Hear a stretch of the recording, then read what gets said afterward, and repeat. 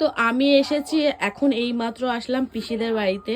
এসে এখন দেখছি হচ্ছে পিসি এখন বাঁধাকপি এই কাটছে। ও পিসি, বাঁধাকপি কাটছো কেন হঠাৎ? এই একটু মাম্পি বললো পকোড়া বানাবে, বাঁধাকপির পকোড়া? বাঁধাকপি দিয়ে, হ্যাঁ ভেজ পকোড়াও হবে। আচ্ছা। করবে তো, ঘরে রয়েছে সকাল থেকে, আজকে ছুটির দিন ওর। আচ্ছা। আর আমার সাথে রাগারাগি করছে, হ্যাঁ ঘরে আছি খালি একই খাবার প্রত্যেকদিন খাই। কে বলেছে? মাম্পি। মাম্পিদি বলেছে?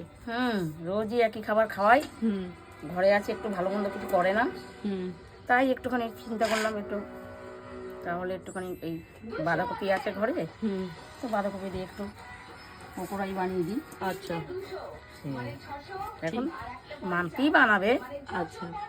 আমি বানাবো না, আমি রেডি করে দিয়ে যাচ্ছি গুছিয়ে। ও, তো চলো তোমাদের সাথে আজকে বাঁধাকপির এই পকোড়াটা রেসিপিটা তোমাদের সাথে আজকে শেয়ার করবো। বানাবে হচ্ছে আমার দিদি।